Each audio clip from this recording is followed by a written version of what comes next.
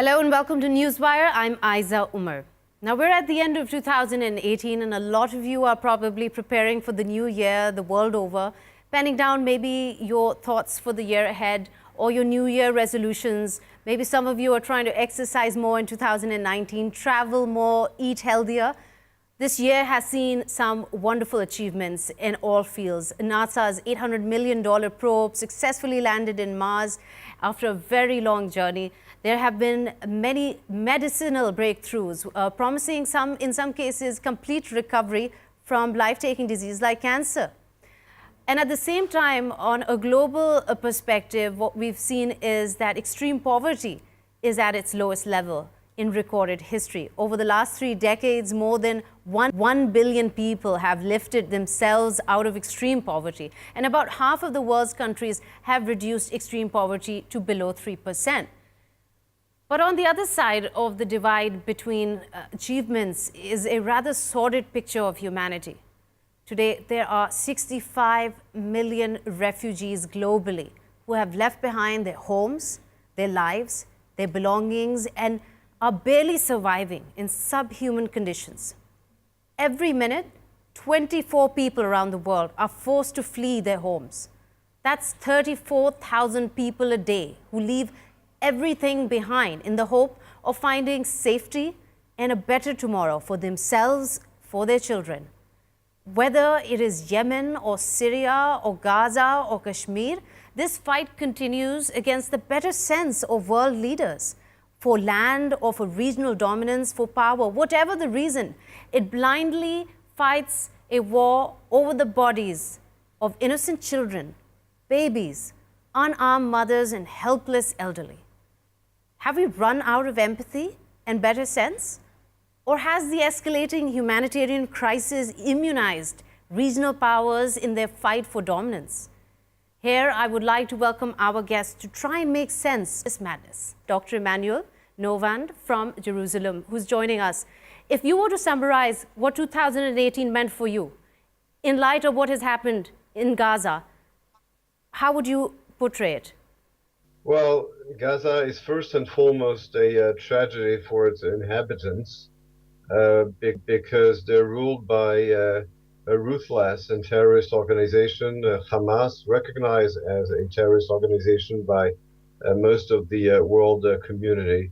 It is a tragedy for that population because since Israel completely pulled out from Gaza in 2005, Hamas, which took power by force in 2007, could have turned this territory into a peaceful and wealthy territory for its inhabitants. Instead of that, it has turned it into a tragedy.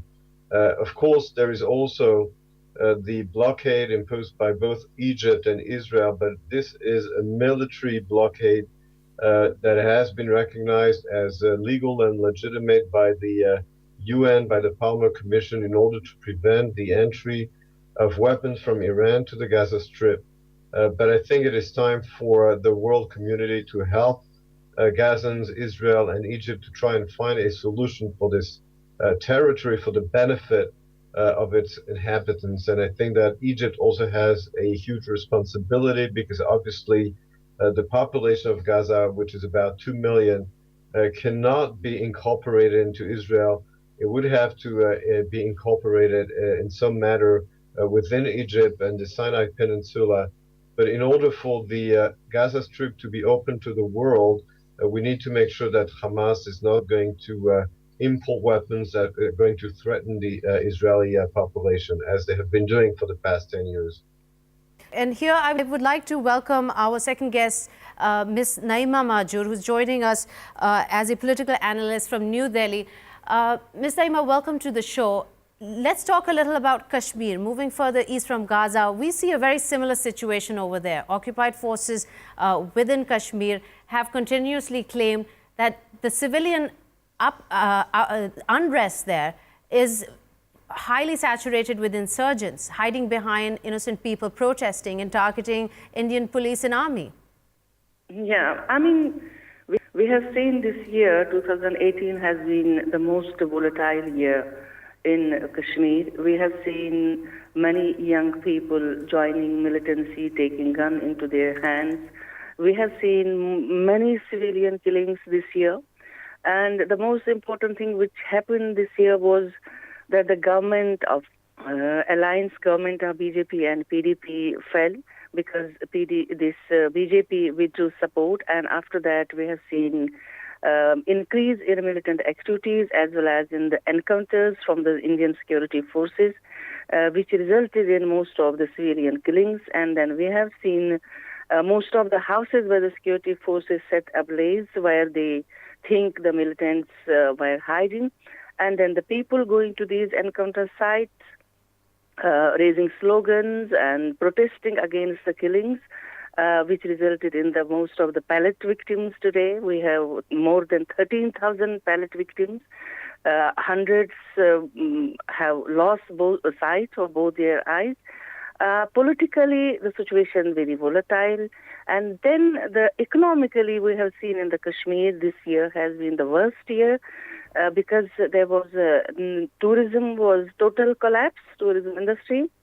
No, we haven't seen any tourists coming from any part of the India or any outside India. Because it is the backbone of our economy, which was totally shut. And then we have seen most of the time we have seen curfews imposed by the government, and then the shutdown call given by the Hurriyat. That has resulted in the total collapse of the administrative machinery as well as the social institutions, political institutions, economic institutions. And it has been, if I say, the worst year in Kashmir. If you see the civilian casualties, militant casualties, security forces casualties, and this is going on, and we don't know how long this will go. But we were expecting definitely that this year we will see some breakthrough between India and Pakistan regarding Kashmir resolution, Kashmir solution, some Kashmir dialogue. There might be a way forward, but this hasn't happened. Pakistan has given so many times, offered India to talk on Kashmir, but from Indian side, we haven't seen any change in the policy. And maybe, we are expecting maybe next year, because the next year is the parliamentary elections in India, and everybody is expecting the change in the government, or if it is the same government coming again, and everybody is expecting that there should be some breakthrough in India-Pakistan relations, which should result in the resolution of Kashmir problem. Ms. Naima, do you feel that maybe this 7-decade-old conflict zone has, though, been the most heavily militarized zone in the world, one of the most heavily militarized, it has seen an escalation of violence this year. There have been numerous humanitarian reports claiming that the violations of human rights, the right of self-determination for the people of Kashmir is paramount, it is imperative. Yet do you feel like maybe this long has caused a desensitization to regional powers, that it is no longer an issue anymore, worth looking into? No, actually, you see, the 700,000 Indian security forces are there who have got a Special Powers Act, and like the people in Kashmir say, they have a license to kill, they can do anything, and they have got an immunity, and they won't be charged for anything. That's going on. And then again, we have seen this United Nations Human Rights report, and this was for the first time such type of report has come, because the violations, human rights violations, which are going in a very massive, huge, there. And it was, acknowledged by the United Nations, but India's response was not positive and it was not constructive.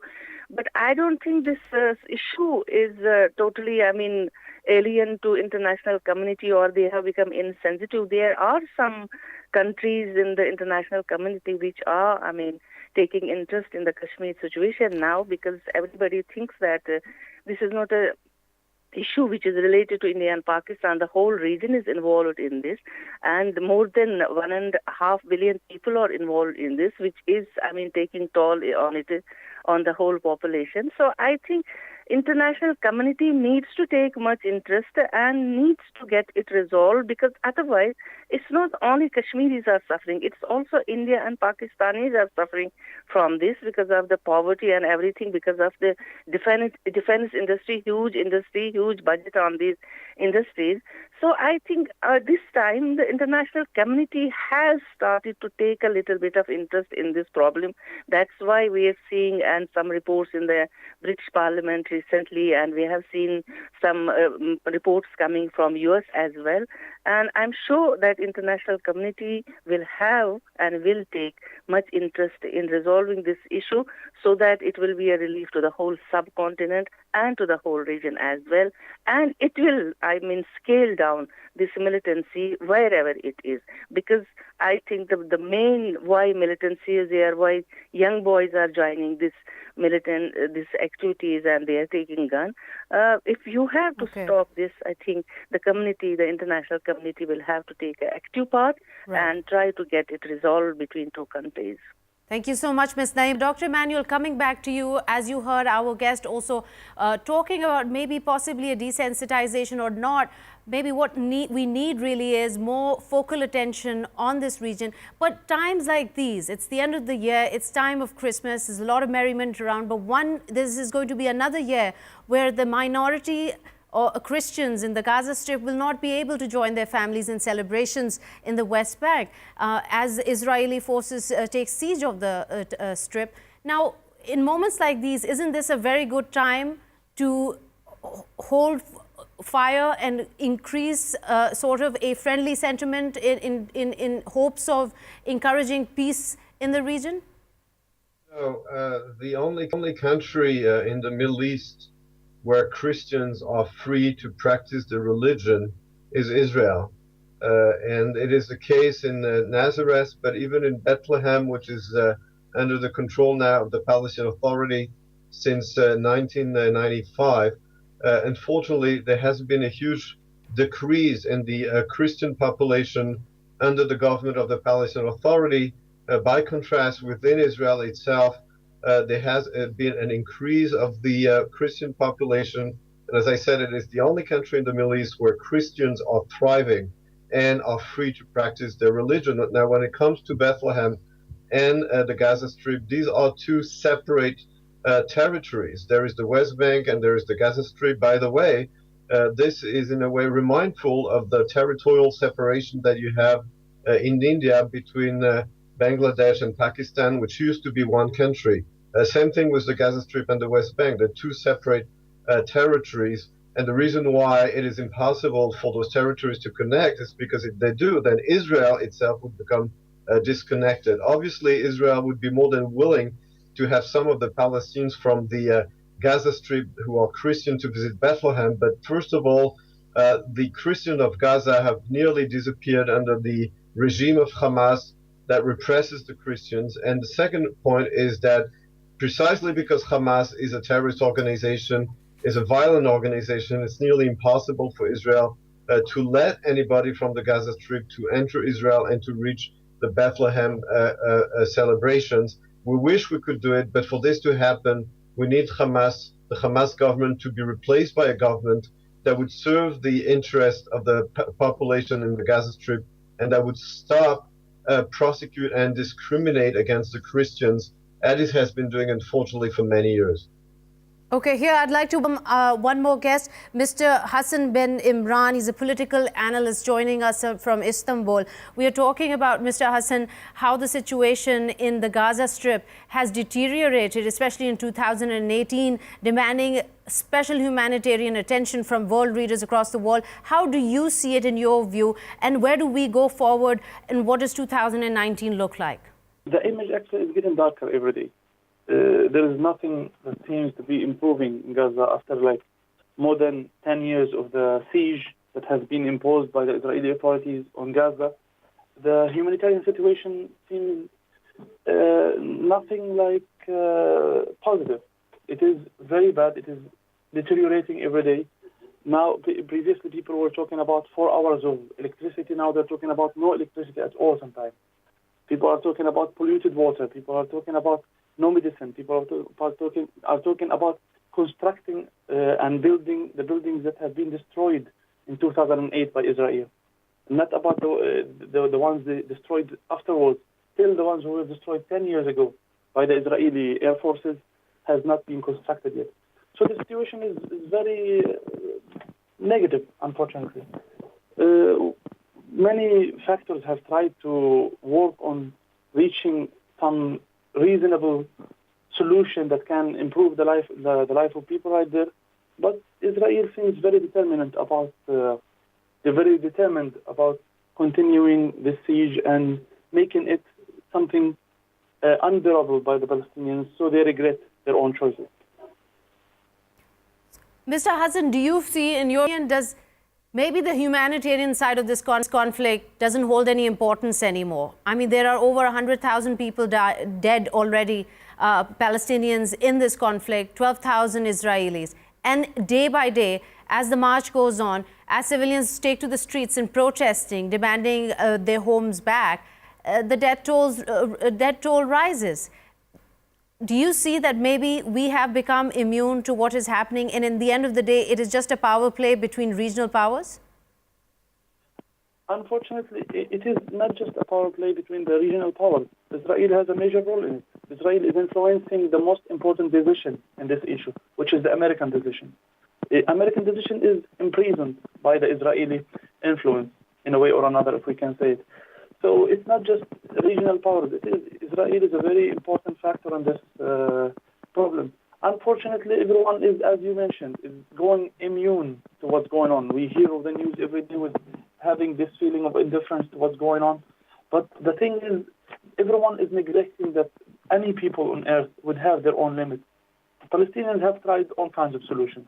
They tried peaceful solutions. They tried to go for otherwise. They tried all kinds of solutions, and nothing seems to be working for them. So, of course, it is bigger than the Palestinians. And the Palestinians are a very minor influencer of the flow of events, if we can say it in this way. The most capable actor in this issue is Israel, and not Israel by its own capabilities, but its own lobbies and its own blackmailing, let's say, of superpowers, mainly the United States. And how do you respond to this, Dr. Emmanuel, especially considering that Hamas has rejected any such deal from as President Trump earlier said, would be the deal of the century for the Palestinians? Well, my response, first of all, is that hearing this kind of comments from a Turkish gentleman when Turkey has been occupying Cyprus for the past 40 years, when the current Turkish government is literally massacring the Kurds in eastern Turkey and in northern Iraq. And when Turkey itself, talking about the Israeli lobby, this is a nearly anti-Semitic description about the Jews controlling the United States. I mean, give me a break. Is this the protocol of the elders of Zion? And by the way, when Turkey needed the Israeli lobby in Washington in order not to recognize the genocide of the Armenians by the Turkish Empire, they were very happy to have this alliance with Israel in the 1990s and this influence of the Israeli lobby. Let's not forget that also. Yes, there is a tragedy in Gaza. I mentioned it before. But in order to try and solve it, what we need is not those kind of slogans and accusation, is a more responsible policy also from the countries of the region. And that includes Egypt, because don't forget that Egypt is the main country imposing a blockade on Gaza together with Israel, but it is here in order to prevent the import of weapons from Iran. And fortunately, the Turkish government has been extremely irresponsible. President Erdogan has been supporting the Islamists of Hamas, the most radical forces in the region. We need to deal with more moderate countries, which is why Israel now is developing an alliance with countries such as Greece and Cyprus and Italy, and hopefully with other countries in the region will be able to relieve partially the fate of the Gaza population and let them develop their economy, let the government have a government that serves the interests of the population instead of having a terrorist Hamas organization supported by President Erdogan. So, Mr. Hassan, you heard the comments of Dr. Emmanuel. Do you feel that maybe Turkey is not in a position to say this?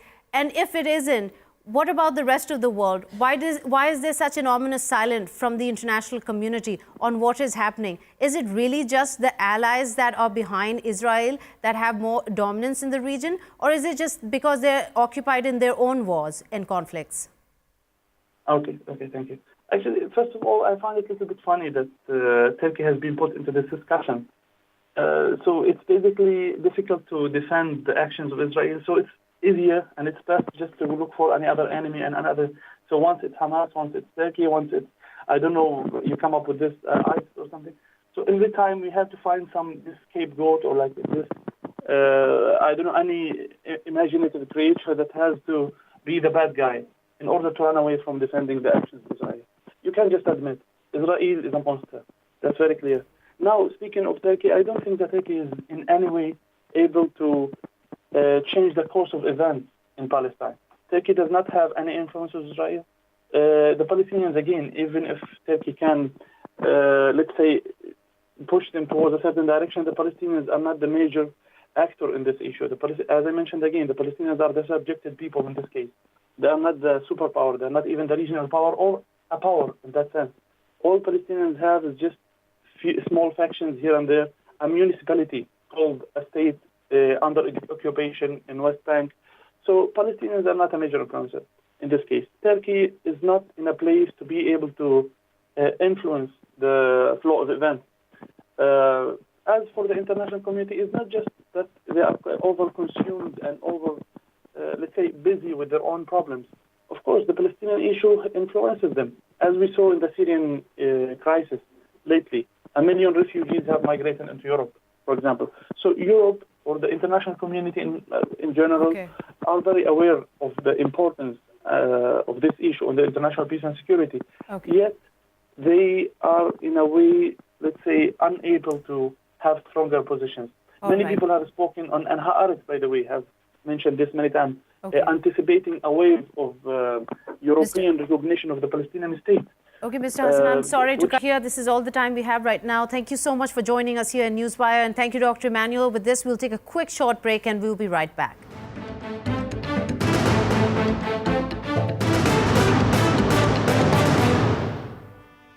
Welcome back to Newswire.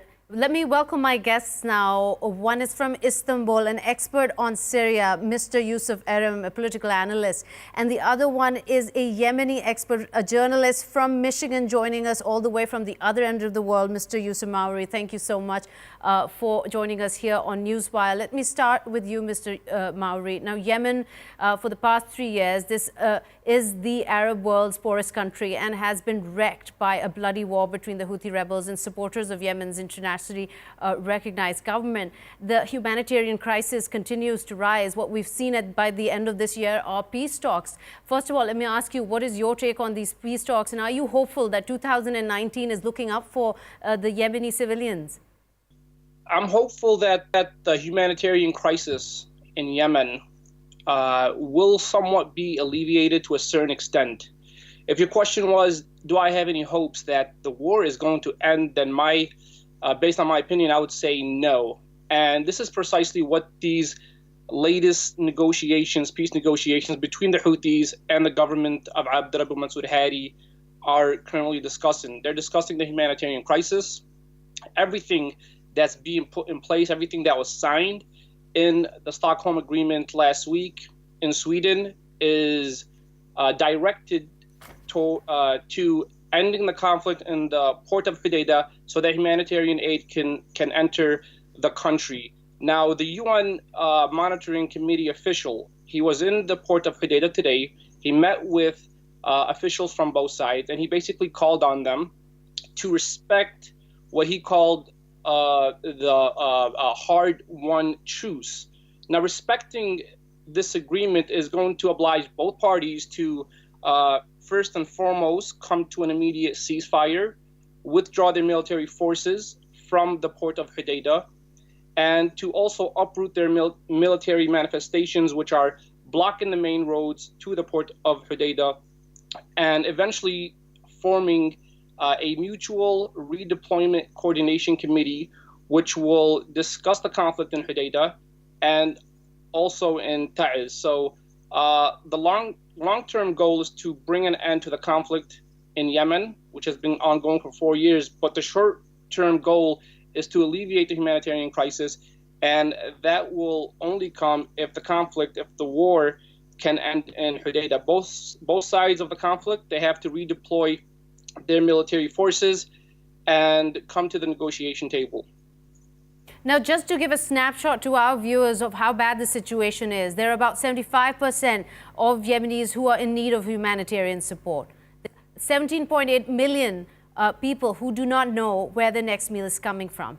And 16 million people don't have access to safe water and basic hygiene. And 25% of the children of Yemen are out of school. So what happens in 2019 in terms of humanitarian aid? There has been a pledge that UN launched in an international appeal of nearly $3 billion. Now, when it comes to implementing these pledges and bringing in the money and bringing it to the people who need it most, what are the major roadblocks that we see right now? The major roadblocks are basically the main goals or demands from both sides. Each party is refusing to compromise their main goals. The Houthis are refusing to withdraw their military forces to relinquish power from the capital Sana'a, while the government of Abd Rabbu Mansour Hadi is basically saying that the Saudi airstrikes and the blockade of the port of Hudaydah is not going to end while the Houthis are still in power, while they're still in control of the government in Sana'a, and while they're still deployed militarily in the port of Hudaydah. So the bigger problem is, and which is not being discussed in this series of negotiations, is will the Saudi airstrike stop? Will the blockade by Saudi Arabia be lifted? Let's keep one thing in mind here.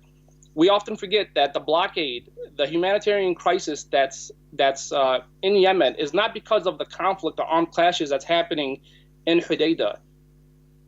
It's because of the blockade that was imposed by Saudi Arabia, preventing any shipments from entering the country. So that's why the UN observers are there. They want to guarantee Saudi Arabia that the Houthis will withdraw from the port, and in return, Saudi Arabia will lift the blockade. So key regional players have to step up and change their game plan. Also, now here I want to pull you in, Mr. Erim. In Syria, you're an expert of the region. The war has been going on for 7 years and there's no end in sight. Do you feel that US declaring to withdraw their boots from the ground is going to help this conflict resolve, or do you see a worse scenario unfolding in the coming year? Definitely a huge changing dynamic right now in Syria with the announcement that U.S. is going to withdraw its troops. Now, is this going to be positive? It's going to be negative? We have to see how the U.S. is going to withdraw. If they just pick up and leave, yes, it's going to be negative. You're going to have all these non-state actors like Daesh, the YPG, Shiite militia, along with Turkey, the regime, Russia, and Iran trying to go for a land grab and protect their own interests. But if it's a highly coordinated withdrawal, and judging from the recent comments coming out of Washington and Ankara, it is going to be a highly coordinated withdrawal of troops between U.S. and Turkey. There's going to be a major meeting of military delegation this week in Ankara and a major meeting of U.S.-Turkey officials next week, 2 weeks from now, January 8th in Washington. Now, if it's a highly coordinated withdrawal, this is more like a handover. The United States is handing over its responsibility in the battle against Daesh or ISIS to Turkey, and Turkey will take the reins now and the lead in this battle where they will try to finish off ISIS, and they will also try to address their security concerns with the People's Protection Unit, a Kurdish separatist group operating in northern Syria that they view as terrorists, and the Syrian arm of the PKK, a globally recognized terrorist organization. So these are very ominous expectations for 2019 for Syrians, especially what becomes of those 13.5 million people inside Syria who've been displaced as a result of this conflict and are in desperate need of humanitarian aid. One of the most important things talked about at the Istanbul summit 2 months ago, and also at during the Astana process and lately in Geneva, in the Geneva meetings, is the need to slowly start the rebuilding process and the political solution process. These 13 million people, they need to return back to their lives. There's also 3.5 million refugees in Turkey, another 6 million in northern Syria. So there's close to 20 million people that don't know what's coming in 2019. Now, one of the most important meetings in the Astana process was the Russia, Turkey, Iran meeting, where they are sitting down and trying to reach an agreement on the Constitutional Committee, bring that to the Geneva meetings, and move forward towards writing a constitution and taking steps towards maybe free and fair elections at the end of 2019, hopefully, maybe early 2020. The EU will also play a very integral role in rebuilding Syria. Russian President Vladimir Putin's hoping to secure money from the EU, but he also understands that the EU will not finance any type of rebuilding as long as Assad is in power. So we see kind of an impasse between Russia and the EU, and how that's going to play out going forward, we're going to have to see. Now, overall, humanitarian aid to the tune of $4.4 billion has already been pledged for Syria. And this is still short of $9 billion. Now, there are thousands dead already, millions displaced. Now, it brings me back to the question that why in the first place do we end up having these wars in areas where millions of innocent people get affected, when in the end, trillions of dollars are being spent to reverse the process? When we look at the way the Syrian war first started, it was basically an extension of the Arab Spring. It was very peaceful protests at the beginning that started in Dara. It started with a bunch of teenagers just spray painting on their school wall. They spray painted the line, "It's your turn, doctor." The doctor was a very popular slogan during the Arab Spring. The doctor meaning these North African and Gulf and Middle Eastern dictators. So they were referring to Assad, saying it's your turn for the Arab Spring. Of course, Assad forces come in, arrest these kids, torture them, and the citizens of Dara rise, start marching towards the governor's house. Assad forces meet and open fire, and you have the very first beginning of the Syrian revolution. And from there, obviously, it turns into a full-blown civil war, and now you have 4 or 5 major world powers involved with proxies, and it's basically a miniature world war going on, which brings us to the present day. So these types of things just spiral out of control once the order is broken down. You have these non-state actors flourishing in these power vacuums. You have extremist groups like Daesh that can spring onto the scene all of a sudden and take control of big, large swaths of land, make these jihad calls and have foreign fighters coming in and helping. So there was a lot of dynamics at play in Syria. But like I said, it unfortunately spiraled out of control and brought us almost now into the 9th year, going almost on into the 9th year. And as you said, billions or maybe even trillions of dollars spent, hundreds of thousands of lives lost. Mr. Mawry, I'm going to pull you in here and ask you the same question. Millions of dollars spent on war by third state actors. Where do you feel in Yemen things went horribly wrong in trying to control similar dissent, and now where we're at? I would have to accredit that to the involvement of Saudi Arabia, the UAE, and other Arab nations. Yes, the Houthis took over the Yemeni capital. They expanded throughout the south of the country. They secured the capital, Sana'a. But what the media was propagating was that this was a vicious, violent military coup, when in actuality, the Houthis were somewhat welcomed into the capital Sana'a because of the mass corruption that the government of Abdurabu Mansur Hadi was facing. People were not living well. Unemployment rates were at an all-time high. So the Houthis, they took over the Yemeni capital with, I would say, support of a portion of the Yemeni people who wanted to bring down the government of Abdurabu Mansur Hadi. Of course, that paved the way for Saudi Arabia to get involved, accusing the Houthis of being backed by the Iranian regime, taking their orders from Tehran, and ultimately declaring to Arab states that, hey, this is a Shia takeover of a Sunni majority country, and if we don't act right now militarily, the Houthis will run the country, and this will in return be a quote-unquote Shi'i state.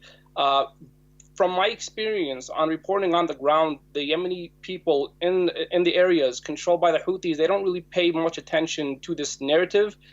They accuse the government of Abdurrahman Mansour Hadi as being in the pockets of Saudi Arabia. Abdurrahman Mansour Hadi, he even mentioned that when Saudi Arabia started bombing Yemen, he did not tell Saudi Arabia to start doing that. He basically claimed that he had no intention and did not know that Saudi Arabia had already planned to wage airstrikes throughout the country. So if you're looking at it from the Houthis' perspective, they view the government of Abdurrahman Mansour Hadi as being a proxy of Saudi Arabia, and any negotiations, any peace deal that is established on the ground will have to be between the Houthis and the Saudi government, who's controlling the government of Abdurrahman Mansour Hadi. What I can say about the millions and billions of dollars that are being spent on the war is the fact that people are starving on the ground. According to BBC reports, 85,000 Yemenis Yemeni children have starved to death in this 4 years of war, and that's mainly not because of the airstrikes. The airstrikes did kill a lot of innocent people, but the blockade, the disruption. And some 400,000 are facing malnutrition there. Children under 5. No, but I also want to hear that Saudi Arabia and United Arab Emirates did pledge humanitarian aid to the tune of $500 million each, I believe, and that made up for about half of what other 40 donor countries pledged. And precisely that pledge was designated or allocated to the areas that were under the control of Saudi-backed forces. They were designated to the southern part of the country, which is under the control of Saudi Arabia and the UAE. In Sana'a, in the north of the country, in Hudaydah, the area is controlled by the Houthis. People there are basically starving to death. They witness airstrikes on a daily basis. Even with the declaration of this peace agreement, there's still fighting taking place in the north of the country. There's still airstrikes being conducted just in the past 2 days alone. So, if we look back two months ago, 45 Yemeni children were killed in an airstrike that targeted a bus. So Saudi Arabia has to take responsibility for the fact that it's their call. They have the ability, they have the capacity to alleviate this humanitarian crisis simply by lifting the blockade. Even if the war was to continue, even if both sides continue to go at each other for a year, 2 years, as long as the port of Hudaydah, as long as there's no siege in the port of Hudaydah, Yemeni people will eat, medical supplies will get into the country, and people will not ultimately starve to death. The reason why this war has continued for 4 years, and the reason why the UN decided to step in right now along with the US, is not because the people who are being killed by the airstrikes. It's precisely because of the people who are dying because of the blockade.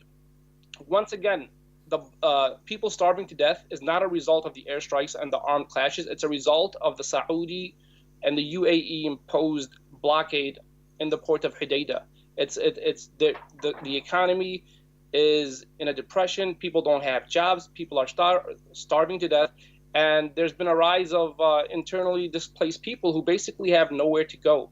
So if the UN is going to be successful and bring in both parties to come to an agreement, they have to pinpoint the main issue. And the main issue, if you ask Saudi Arabia, is the fact that the Houthis are in control of the majority of the country, about 75 to 80%, including the Yemeni capital. If you ask the Houthis and the people who support the Houthis, their main problem is that the Hadi government is basically a proxy of Saudi Arabia who's basically implementing the interests of Saudi Arabia. Mr. Mawry, I'm sorry, I'll have to interrupt you here. We are just running out of time, and I want to get the closing remarks from you, Mr. Erim, on the Syrian conflict and how you see can success be achieved in bringing down the humanitarian crisis in Syria and bringing peace to the region. I definitely think success can be reached. I think the worst is over, and we're slowly start seeing a trend of improvement starting in 2019. I think the withdrawal of U.S. forces, if it's highly coordinated, as I stated before, will be good for the region. One less player making the equation less complicated. Turkey and Russia have proven they can work together, and they're already taking steps towards a political solution. I'm expecting those steps to slowly start bearing fruit at the Astana level and maybe even the Geneva level going forward.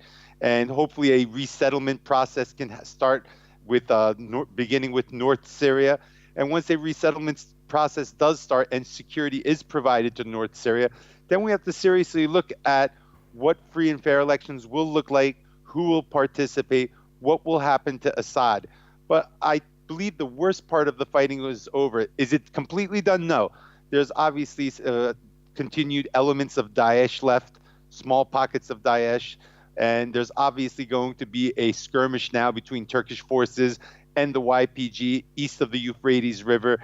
There'll be skirmishes in Idlib between the HTS and Russian forces as well, but the major, massive part of the fighting, I do not see a rekindling to what happened in 2017 or earlier in 2018. I think that's behind us now, and everyone's slowly ready to look forward. This war has become very expensive and taken a huge humanitarian toll, and people slowly want to see peace, and everyone seems ready to slowly start working towards this going forward. Everyone does seem ready to look for peace in the region. Thank you so much, Mr. Erim and Mr. Mawry, for joining us here at Newswire. We'll be taking a short break here. We'll be right back.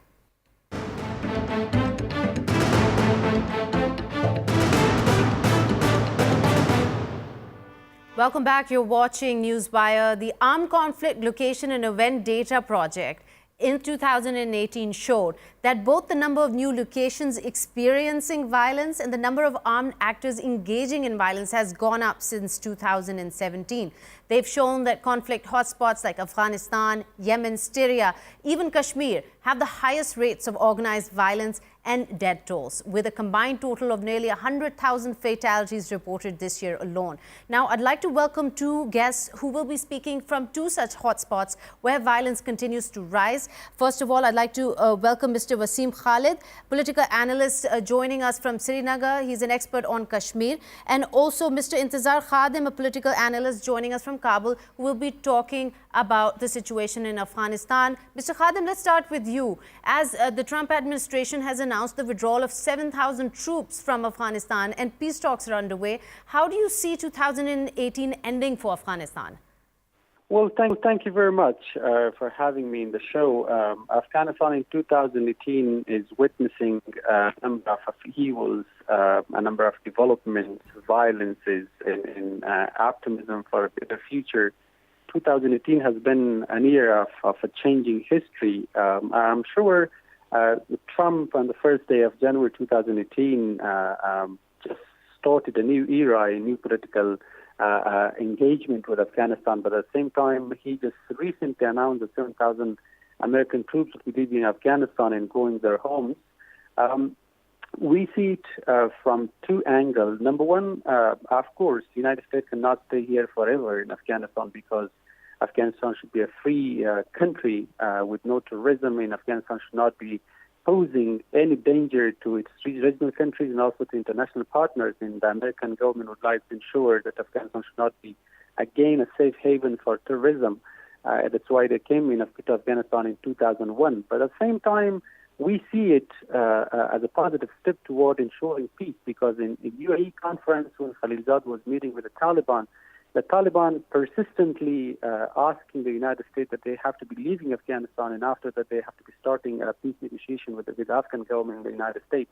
So leaving 7,000 American soldiers is a good thing. And also, President Trump is obliged to end the Afghan war because he was promising the American people during his election campaign that he would be ending the Afghan war as he just ended the Syrian engagement for the sake of ensuring other interests in the Middle East. Afghanistan in the Afghan war has been very unpopular now in the Washington state. If you ask an American, he will shoot the states from the Afghan war. So also one of the reasons of the 7,000 soldiers who will be leaving Afghanistan. So I think Afghanistan in 2018 is just a country where they stitched their hopes for a better 2019, but at the same time we're just paying the prices for a number of negligences that have been committed by the Afghan government, by the regional countries and the international community, including America. Okay, I'll come back. You stay with us, Mr. Intezar, but let me ask you, Mr. Wasim Khalid, about Kashmir. It's been going on for 7 decades now. There is an urgent need, as never before, to address what has been going on in terms of human rights violations and abuses, and to deliver justice to the people of Kashmir. Now, this entire narrative that Kashmiris deserve the right to self-determination continues to go unheard. How long do you think this can go on until the situation worsens even more?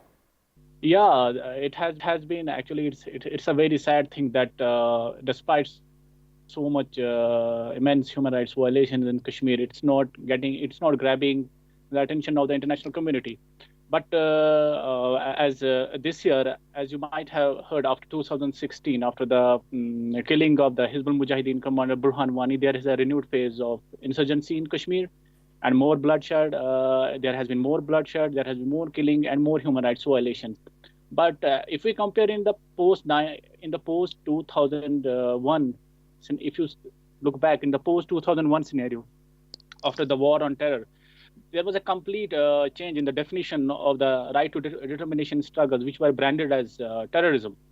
But now, as the geopolitical situation, like as our colleague was telling us from Afghanistan, it's changing. It's changing, but let's try and highlight 2018, considering we have such little time left. And I want to highlight what the situation is, especially in terms of the kind of firepower that is being used, pellet guns being used, causing so much blindness in communities there, and just kind of spurring on maybe the violent sentiment towards the occupied forces. Yeah, according to the government figures, if we take government figures, if they are authenticated, like over 8,000 people have been injured due to pellets, and over 2,000 people have been hit in the eye and they are partially blinded. And there are plethora of people who are lying in the bed, and there are a lot of people who are handicapped. So there is a lot of firepower being used, but sadly, nothing is moving forward, and we are not looking relevant in 2019 as well, as far as the casualties are concerned, or as far as the insurgency is concerned. I think whatever is going on in Kashmir, it will continue to be in the 2019. Okay, thank you. So now, last question to you, Mr. Intezar, very quickly, trying to get a more holistic point of view on what is happening in Afghanistan, and what does 2019 look like for peace in the region? Well, some people are very much upset for the U.S. withdrawal, or maybe a number of analyses that the American policymakers are making, that until 2020, the American policymakers are suggesting the U.S. government that they have to be folding up their mission in Afghanistan and leave Afghanistan forever. Or maybe there is a thinking that for the coming 8 months, the peace deal should be done with the Taliban. Some critiques see it as a very horrified and abrupt peace deal, which will not ensure stability. By the way, it will be a peace deal. 2019 will be safe, would be good for the Afghan government. President Ashraf Ghani is trying to craft its broken relation with a number of countries. The Brussels conference, militarily, the Afghan government is in safe side, because until 2024, the Afghan government will be receiving military aids from its international allies. The Geneva conference has also been a good step forward, because diplomatic relations will be ensured and no country will be exiting abruptly and leaving Afghanistan in solo mission. The Uzbekistan in Moscow conference is also a good step toward peace. I'm sure the Afghan government will be ensuring a good relation with Moscow, in China, Iran, a number of other countries, but still we see the positive step toward future. The UAE conference is also something that we have to count on it. But most importantly, in 2019, we will have election, which is a very problematic thing because from one side, we are dealing with the Taliban to ensure peace deal. From another side, we are conducting election, which is cross-current for each other. That's why we see that 2019 will be a precarious year. Precarious year, indeed. Thank you so much, Mr. Intizar. I'm sorry to short here. We've run out of time. Thank you so much for joining us here on Newswire, and Mr. Wasim Khalid, you too. 2018 comes to a close. What will happen in these conflict hotspots across the world? We'll be keeping an eye closely and hoping for the best, for peace in these regions for the time to come. Thank you for watching Newswire. See you tomorrow.